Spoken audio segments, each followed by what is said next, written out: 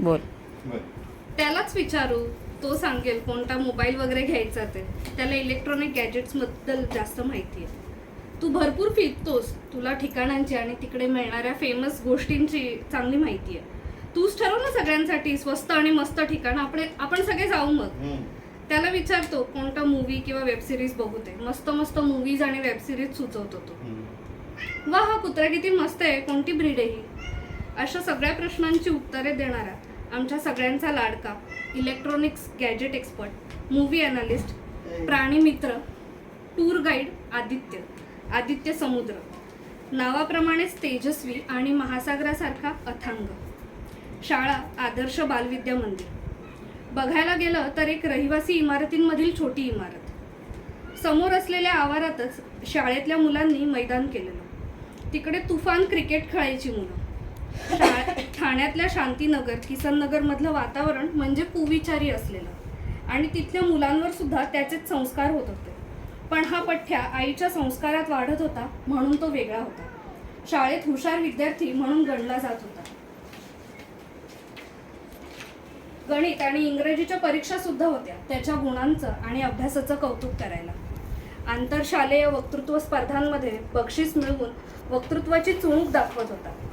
अशी बक्षिसं आणि वेगवेगळ्या परीक्षा देत मित्रांबरोबर धमाल मस्ती करत कधी कधी दिवसभर खेळत 10वी संपली आणि सुरू झालं ते आयुष्याचं महत्त्वाचं नवं पर्व. पहिल्यापासूनच अभ्यासात हुशार असलेल्या त्याने विज्ञान विषय घेऊन मेडिकलला जायचं ठरवलेलं. पण घरच्या परिस्थितीची जाणीव ठेवून मन मारून दुसऱ्या क्षेत्रात करिअर घडवायचं ठरवलं. 12वी नंतर त्याने मेडिकलच्या ऐवजी मुलुंड कॉलेजचं कम्प्युटर सायन्सला प्रवेश घेतला. मनाविरुद्ध दुसऱ्या क्षेत्रात गेला म्हणून जेमतेम मार्क मिळवून पास व्हायचं असं नाही झालं त्याच्या बाबतीत. आणि पदवीधर झाल्यानंतर लगेचच काही महिन्यात विप्रो कंपनीमधून नोकरीची संधी मिळाली.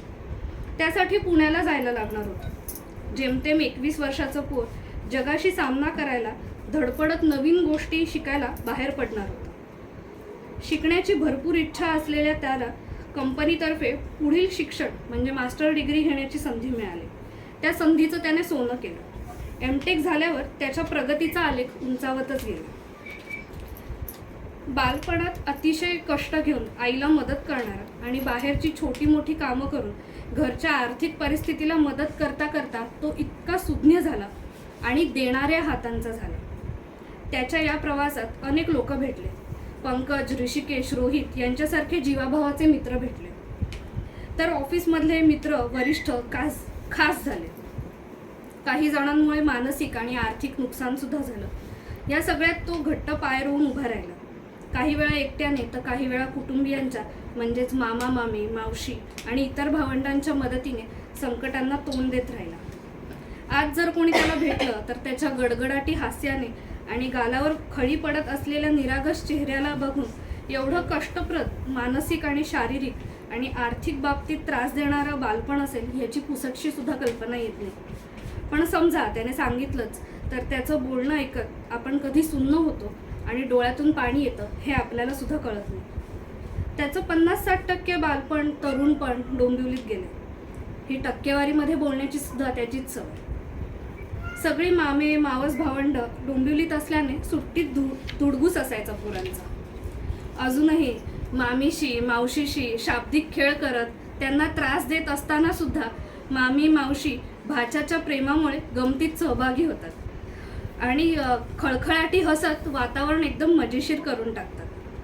आता डोंबिवलीतल्या वाढत्या गर्दीमुळे डोंबिवलीला यायला आवडत नाही असं तो म्हणतो.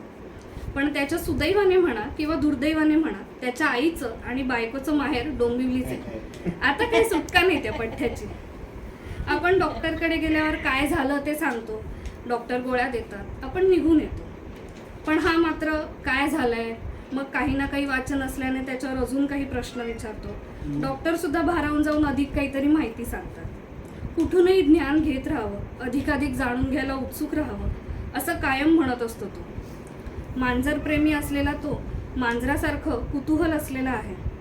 एखादी गोष्ट कळेपर्यंत त्याचा माग घेणं, ती शोधून काढणं हा त्याच्या व्यक्तिमत्वाचा पैलू. अनेक पैलू त्याच्या व्यक्तिमत्वाचे आहेत. माझ्या बोलण्यात येईलच कधीतरी. अशा या माझ्या मित्राला, प्रियकराला, नवऱ्याला माझ्याकडनं वाढदिवसाच्या हार्दिक आणि आर्थिक शुभेच्छा.